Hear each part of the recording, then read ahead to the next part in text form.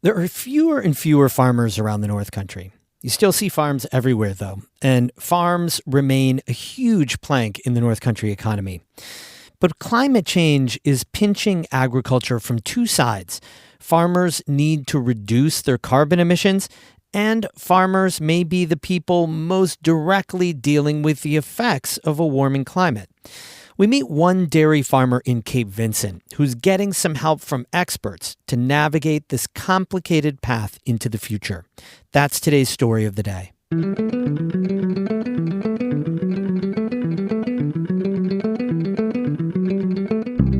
Support for Story of the Day comes from Pearsall Wealth Management at UBS Wealth Management USA, subsidiary UBS AG, member FINRA SIPC, 1 Broad Street Plaza, Glens Falls.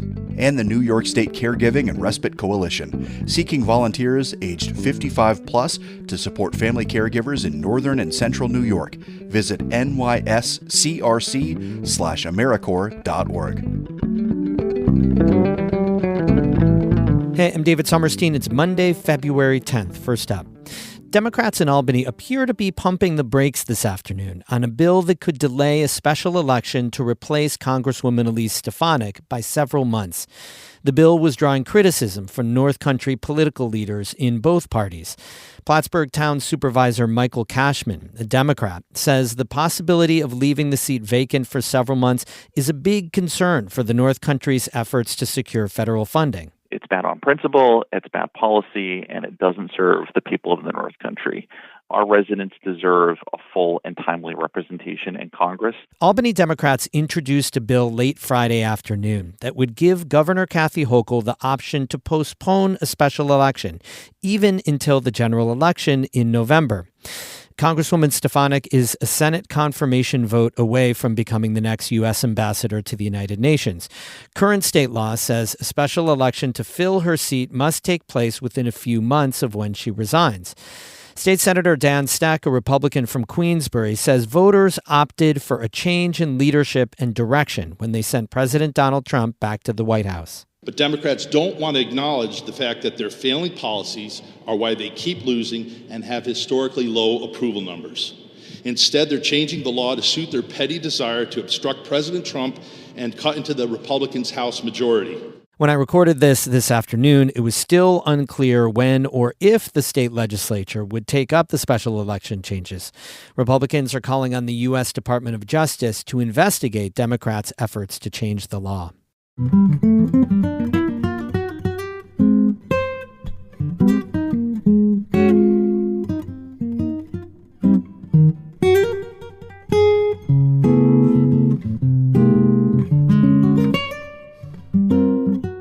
Agriculture plays a major role in climate change. The USDA estimates that in 2022, agriculture contributed 10% of all U.S. greenhouse gas emissions. But farmers also shoulder the direct impacts of climate change in their fields and barns. Catherine Wheeler reports on a federal program that pairs farmers with experts to prepare for a warmer future. Hester Chase has been adapting to climate change for close to 25 years. It started in 2000 when she moved her cows from California. My father was very studious, and he felt the climate was changing well before anyone really thought the climate was changing.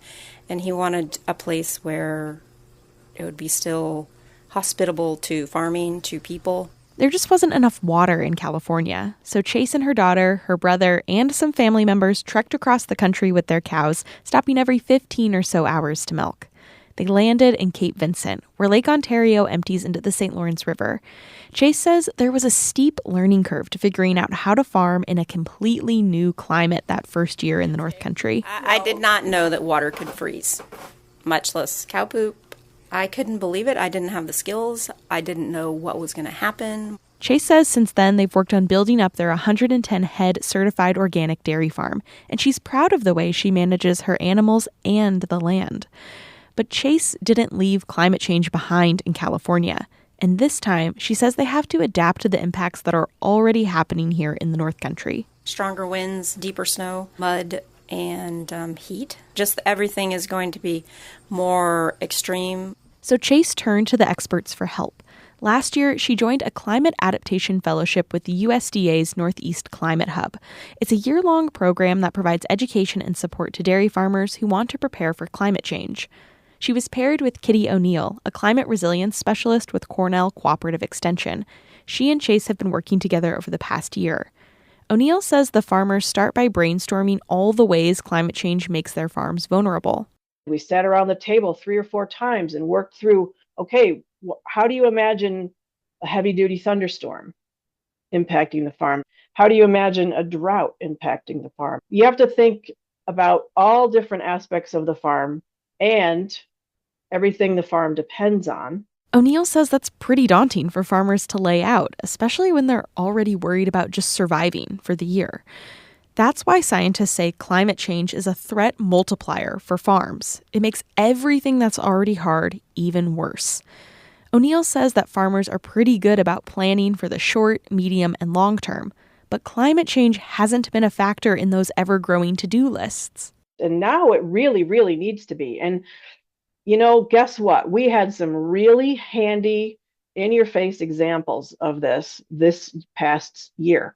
On the east side of the North Country, there's been a pretty significant drought, which really harmed a lot of crop production. On the west side of the North Country, we had quite the opposite. We had way too much rain falling way too fast with some of those hurricanes. Chase says she has firsthand experience with too much rain, and that's one of the things she decided to focus on during her fellowship. When it rains on Chase's farm, water pours across the path cows take from the pastures to the milking barn. Chase says it makes a mess, especially in a mild winter. This last winter was pure mud. It really never froze, and our cows come in and out of the barn, so it was really challenging to keep them in a clean environment. We usually count on snow cover and a freeze, and that didn't happen, and that's really bad for cows, bad for people, bad for the environment, bad for water. While this winter has been pretty cold, that's not going to be the case in the coming decades. North Country winters are getting warmer and wetter. By 2050, climate scientists project it could be up to 8 degrees warmer in the winter, with fewer days below freezing. Plus, New York's climate assessment estimates that winter precipitation is expected to increase between 11 and 31% by the end of the century. And near Lake Ontario, where Chase lives, that's going to be rain, not snow. So Chase built a gravel lane with a culvert underneath to divert water away from the barn. But after an unusually rainy day, she says that might not even be enough for what's coming. We got 2 inches of water, and the water just came over. We don't usually get 2 inches of water or 4 inches of water.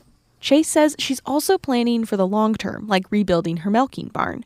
But all of these projects and plans come with great expense on tight budgets.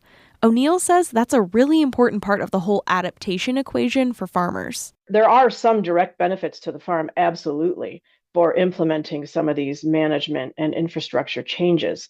However, there's a lot of benefit for the local, regional, larger communities as well.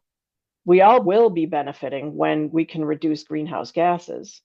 We'll all benefit if that farm can get its products to market on time with a good price. The 10 farms in the program are spread out across the Northeast, including at North Country Creamery in Keeseville.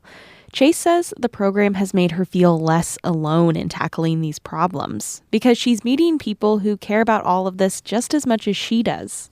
It's kind of a recognition that what my family has been concerned about ever since I was a little kid is now kind of mainstream. It's kind of reassuring that the choices in the past are still pertinent and they still matter. But we've got a long ways to go for sure. Chase says she wants to be deliberate about making adaptations. She says the projects are investments into her continued stewardship of the land and for the future, and she wants them to last. Catherine Beeler, North Country Public Radio in Cape Vincent. NCPR's Climate Change series is made possible through the generous support of Margot and John Ernst. You can find all the stories in our year-long climate change series, and there are a lot of them, on our website, ncpr.org/climate. We have more news all the time on our website, ncpr.org. Music today by Evan Veenstra of Gananoque, Ontario, and Paul Myers of Colton. I'm David Summerstein, North Country Public Radio.